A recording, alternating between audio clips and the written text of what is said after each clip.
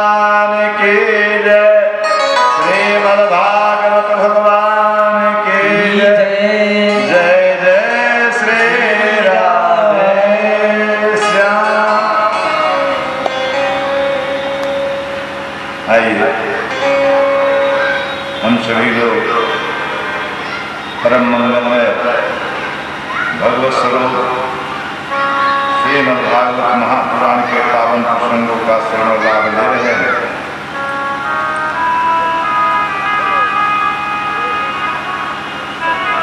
कल तक हम सब लोगों ने भगवान की बाल लीला, माखन चोरी लीला, पूतना का वध, तृणावर्त का वध, प्रभासुर का, बकासुर का इत्यादि सभी कंस के द्वारा भेजे गए जितने राक्षस थे सबका भगवान ने वध किया। जमुना जी को कालिया नाग से मुक्त करा के जमुना जल के विषाक्त जल को शुद्ध किया, पवित्र किया। तत्पश्चात इंद्रदेव का मान मर्दन किया और इंद्र के स्थान पर गोवर्धन की पूजा भगवान के द्वारा संपन्न कराई। अब भगवान 10.5 वर्ष के हो गए। 10.5 साल के ठाकुर जी हो गए। आज शरद पूर्णिमा की रात है, सुंदर चांदनी रात। शरद पूर्णिमा की रात आप सभी लोग जानते ही हैं। सुंदर स्वच्छ चांदनी, शीतल मंद सुगंध वंद वायु भगवान के शरीर को स्पर्श करके मन में इच्छा प्रकट करती है। क्या इच्छा प्रकट हुई कि आज रमण कर। भगवान पिता रात्रि शरदोत फुल्ल मल्लिका वीक्षरन्तु मनश्चक्रे योग मायामुपाश्रितः।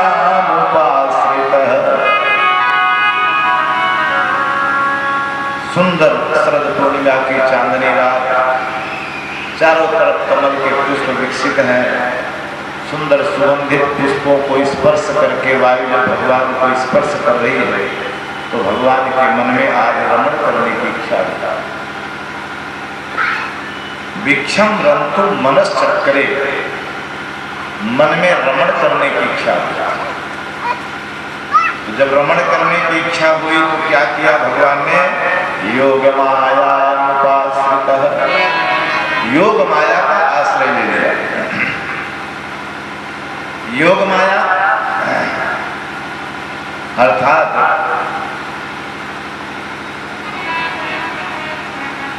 राधा रानी।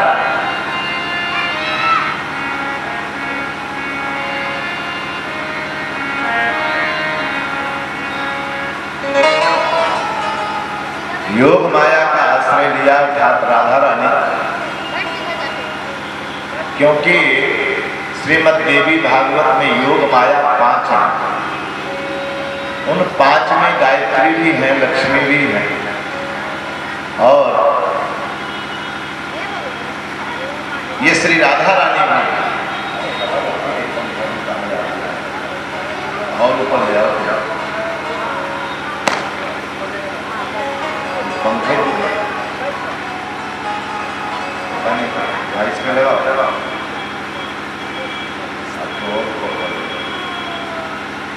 पंखा ऐसा लगा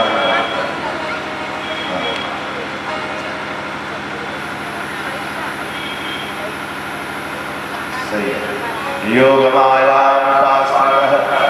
तो योग माया यानी राधा रानी का आश्रय। ये बड़ी गंभीर बात है, इसको समझिएगा। राधा के बिना श्याम आधा है। और श्रीमद् भागवत में राधा जी का कहीं नाम नहीं है। राधा जी का कहीं नाम नहीं है। तो सही में नाम नहीं है कि कुछ बात है, क्योंकि राधा के बिना तो श्याम आधा है। ऐसा कैसे होगा कि भगवान का नाम हो और राधा जी न हो? तो देखिए, पूरे भागवत के 18,000 श्लोकों में स्पष्ट रूप से राधा नाम कहीं नहीं लिखा। तो क्या ये मान लिया जाए कि राधा रानी नहीं है भगवान की कथा? ऐसा मानना अपराध हो जाएगा। तो फिर नाम क्यों नहीं है? वैसे संकेत में कई जगह ये बात लिखी गई है। जैसे यहाँ संकेत दिया गया योग माया उपासित, योग माया का आश्रय ले लिया भगवान ने, आवाहन कर दिया। तो योग माया, पंच योग माया में राधा रानी भी है। तो एक तरह से तो नाम ले लिया, लेकिन स्पष्ट नाम नहीं आया। भगवान सभी सखियों के साथ रमण करते करते जब गोपियों को अभिमान हो जाता है तो छोड़कर चले जाते हैं। तो संकेत आया कि एक सखी को साथ में लेकर चले गए, बाकी सबको छोड़ दिया। तो एक सखी कौन है? उसका नाम नहीं लिखा है। अब वह राधा रानी ही है, लेकिन नाम नहीं लिखा है। अनया राधिको नूनम, एक जगह ऐसा भी लिखा है अनया राधिको। तो यहां भी राधा रानी का नाम आया, लेकिन स्पष्ट नहीं आया। तो क्यों नहीं आया? तो देखिए, इसका एक कारण है। तमाम विद्वानों ने बहुत तरह के अपने अपने भाव किए, प्रकट किए। उसमें एक मुख्य कारण है कि जो यह कथा सुना रहे हैं सुखदेव जी, वह श्री राधा रानी के ही शिष्य हैं।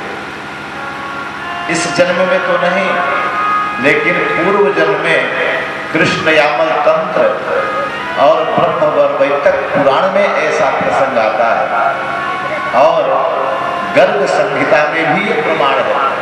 कई जगह ऐसा प्रमाण है कि छाया सुको श्रे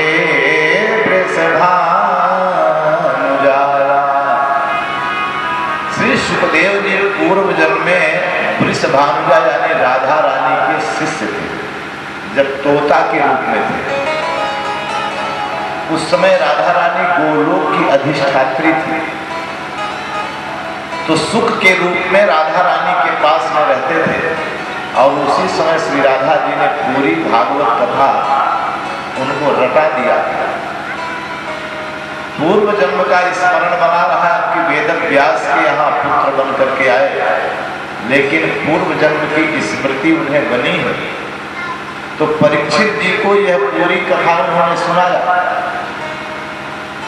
लेकिन राधा जी का नाम लिया ही नहीं। क्यों नहीं लिया?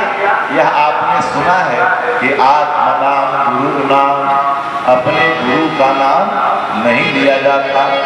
इसलिए सुखदेव जी ने अपने गुरु राधा रानी का नाम ही नहीं लिया। संकेत में कई बार लिखा, जैसे हम अपने गुरु जी कहते हैं हमारे पूज्य गुरु जी, पूज्य आचार्य श्री, लेकिन नाम तो नहीं लेते। तो इस तरह से कई बार संकेत के तौर पर नाम लिया,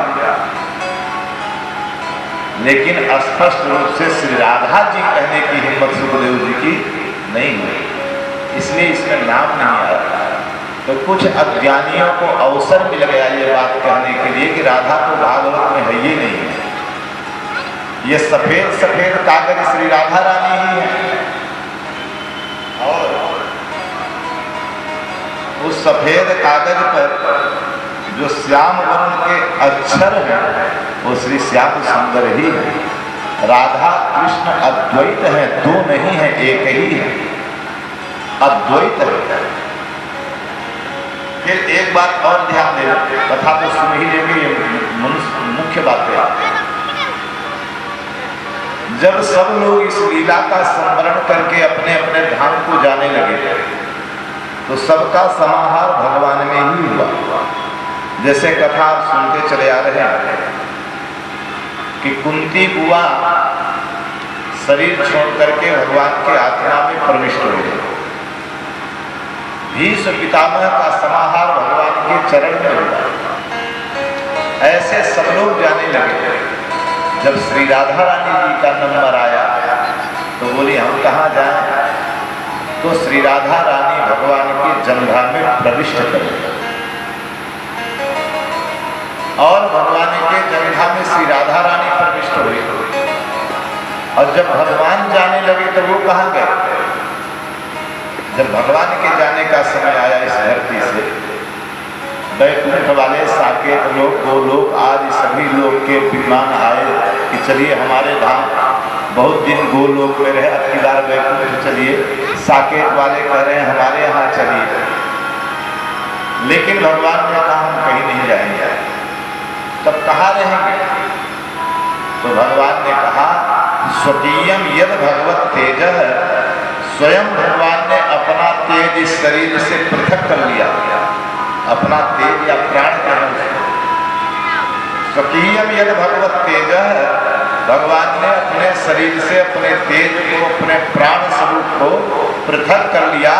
और कहाँ गए? स्वयं भागवतम दधात, स्वकीयम यद भगवत तेज तच्च भागवतम दधात। इसी श्रीमद् भागवत महापुराण की संहिता में प्रवेश कर गए। इसलिए कलयुग में अगर भगवान को ढूंढना है तो इसी भागवत में ही मिलेंगे, क्योंकि इसी भागवत में ही प्रवेश कर गए।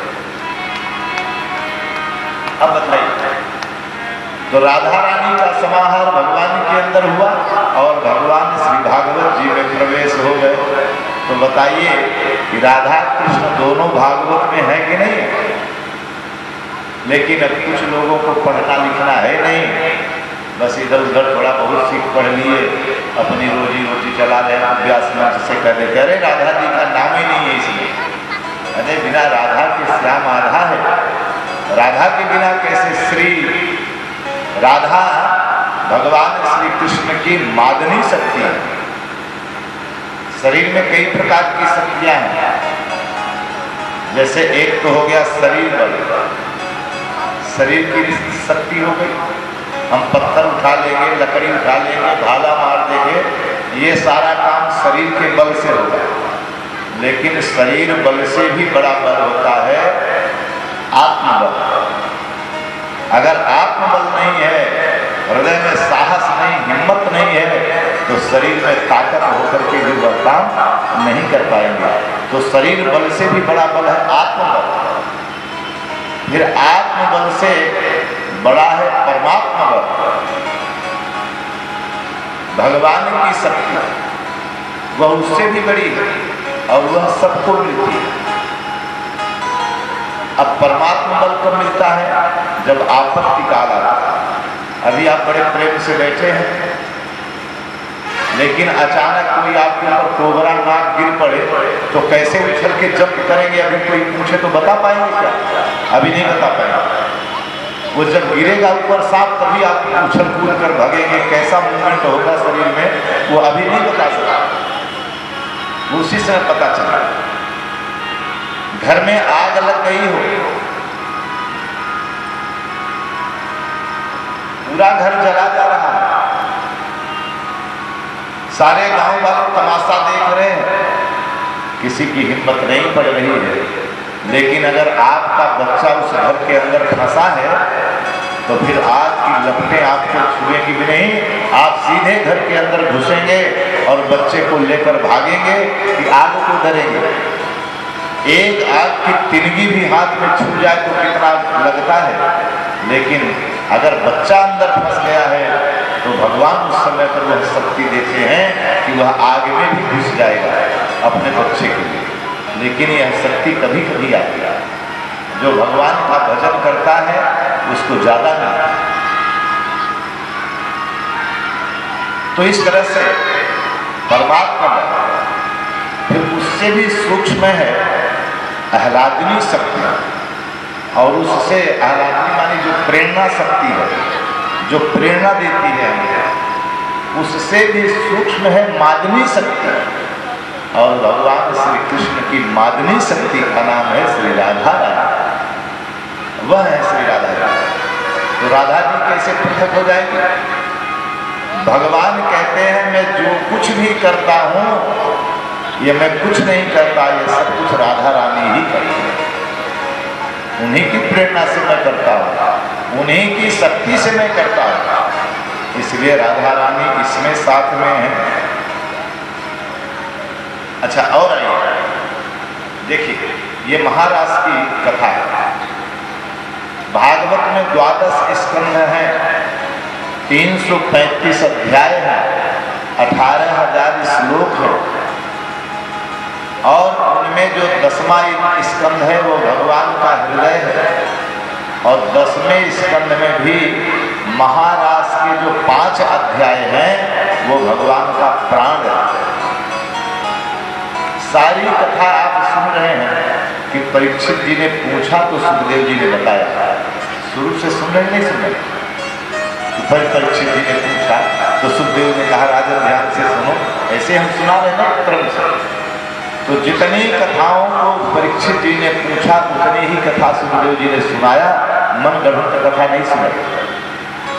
लेकिन बड़ी विचित्र बात है, महाराज की कथा परीक्षित ने नहीं पूछी फिर भी सुनाया, अपने मन से सुनाया। इसका मतलब ये बहुत महत्वपूर्ण कथा हो।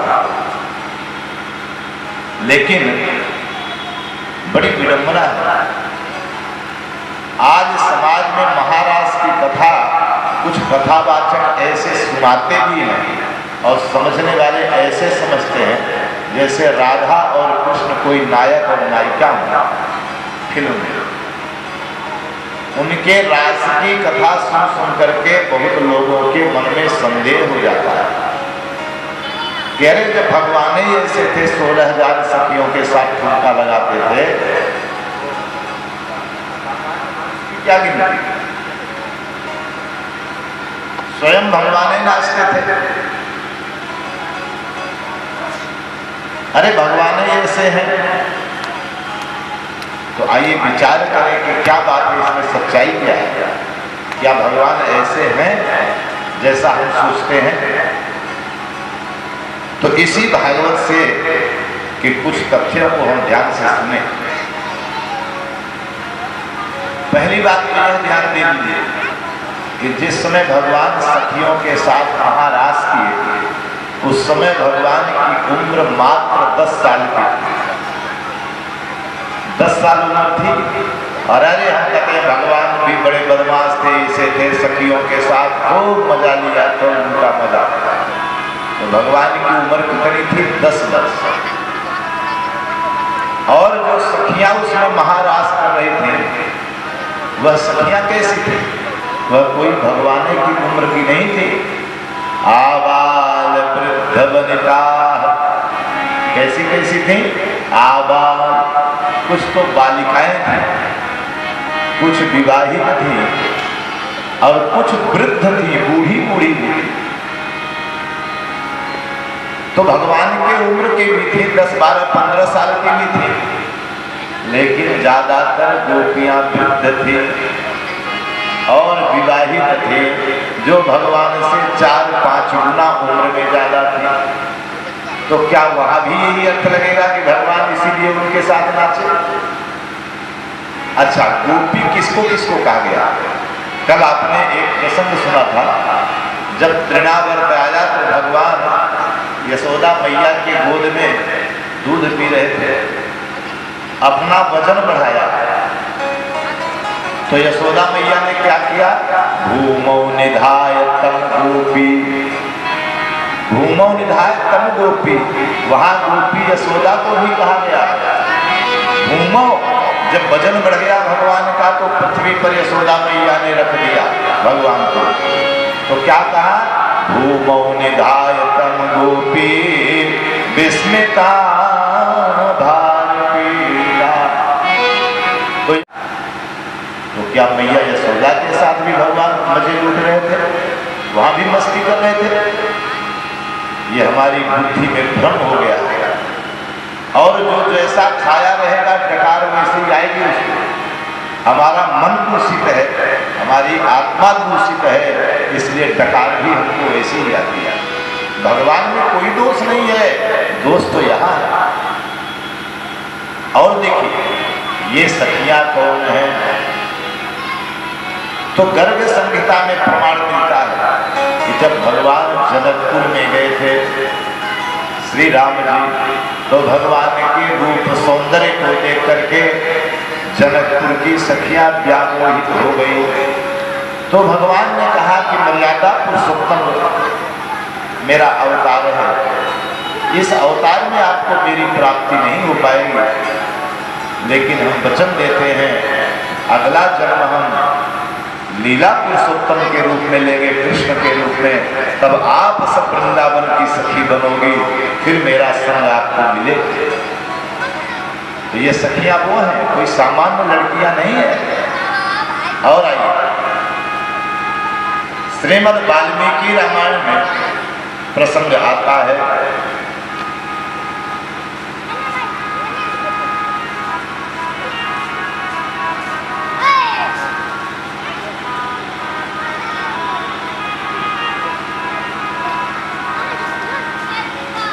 श्रीमद् वाल्मीकि रामायण प्रसंग आता है।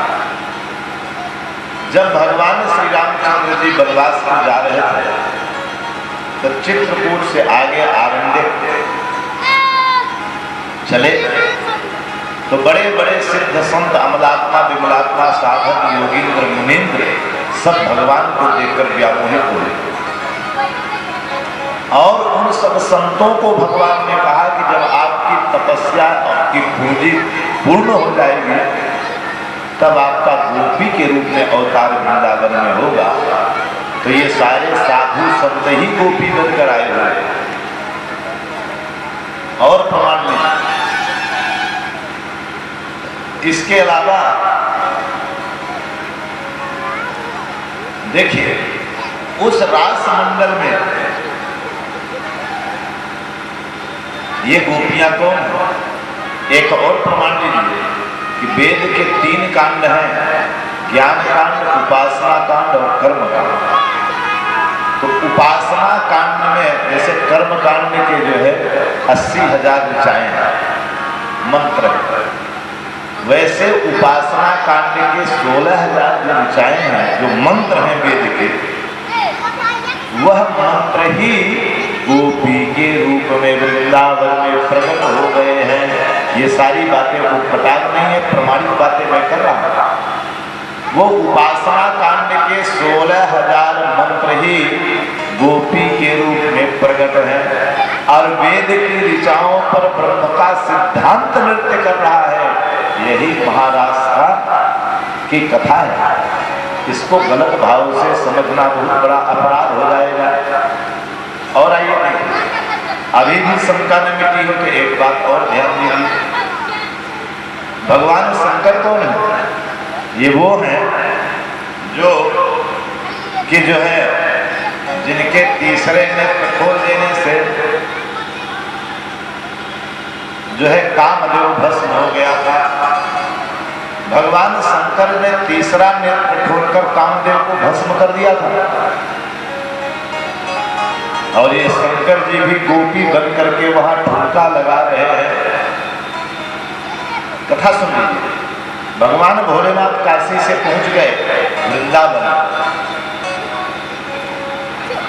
तो आप जाएंगे वृंदावन तो एक रंगनाथ जी का मंदिर है, सोने के खंभा के नाम से प्रसिद्ध है। सोने के खंभा वाला मंदिर है, दक्षिण भारत शैली में बना हुआ है। तो उसी मंदिर के पास एक जो है सरोवर है, ब्रह्मकुंड उसका नाम है। और ब्रह्मकुंड से थोड़ा सा आगे बढ़ेंगे तो जो है एक जो है गोपीश्वर महादेव मंदिर है। भगवान जब दिन में पहुंचे तो वह जो है शंकर जी के रूप में थे। और रात्रि जब हो गई तो वह गोपी बन गए। कैसे? जब रात्रि हुई तो गोपी कब बने? जब रात्रि हुई तो भगवान को, भोलेनाथ को भगवान के महाराज की लीला देखने का मन हुआ। तो जो महाराज की लीला देखने के लिए रास मंडली में घुसने लगे तो ललिता, विशाखा आदि सखियों ने मना कर दिया कि तुम अंदर नहीं जा सकते, क्योंकि वहां पर पुरुष कोई रह नहीं सकता। पुरुष के रूप में एक ही पुरुष रहता है जो पूर्ण पुरुष है। अच्छा वाला पंखा तुम ले गए, ये पंखा चलता हुआ है, हवा इसमें आती नहीं है। हाँ ले गए वहाँ बारात में, यहाँ वैसे रख दिए, हम लोगों को वैसे समझ लिया तुमने। हाँ क्या जाएगा,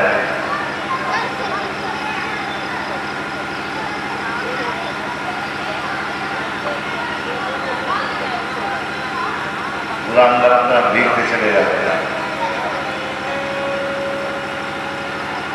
ये खाली घूम रहा है बस।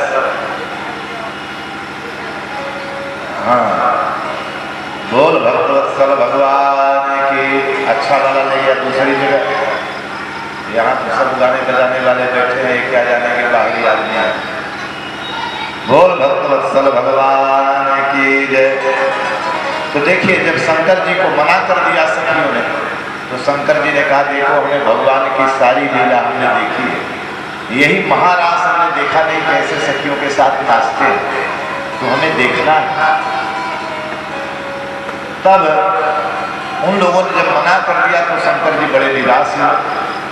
तो श्याम सुंदर ठाकुर जी जब प्रकट हुए तो उनसे निवेदन किया कि आपकी ये लीला हमको देखना है। तो भगवान ने कहा बिना राधा रानी के आज्ञा के रास मंडल में प्रवेश नहीं मिलेगा, इसलिए हमें नहीं राधा रानी से पूछो। तो राधा रानी का जब आवाहन किया तो राधा रानी प्रकट हुई, उनसे कहा तो राधा जी ने कहा कि ठीक है ये मनोरथ पूर्ण होगा, लेकिन एक शर्त है। बोले कैसे? बोले जाओ इसी ब्रह्म कुंड में स्नान करो। ब्रह्म कुंड में शंकर जी स्नान किए और जब बाहर निकले तो गोपी हो गए, स्त्री रूप में हो गए। अब तो बड़े चक्कर में पड़ गए शंकर जी के, हम कैसे हो गए? राधा रानी ने कहा ठीक हो गए, अब इसी रूप में रास मंडल में जा सकते हो। तो शंकर जी जो कामदेव को जला देने की क्षमता रखते हैं, वह शंकर जी भी उस गोपियों के बीच में नाच रहे हैं। तो क्या वहां भी यही गणित लगाओगे कि भगवान मजा लूट रहे हैं? यही गणित लगाओगे? भगवान के ऊपर ये दोष आरोपित करना कितना बड़ा अपराध है। वहां तो स्वयं शंकर जी भी नाच रहे हैं। और वो मंदिर जो शंकर जी का है वो आज भी वृंदावन में उसका नाम गोपेश्वर महादेव है। सुबह के टाइम शिवलिंग के रूप में पूजा होती है और शाम को जब उसी मंदिर में जाएंगे तो शंकर जी बढ़िया साड़ी साया ब्लाउज टिकुली बिंदा सिंदूर चोटी ये सारा श्रृंगार शंकर जी का दोनों टाइम दो रूपों में होता है कि आए तो शंकर जी थे और रात्रि में गोपी बन गए।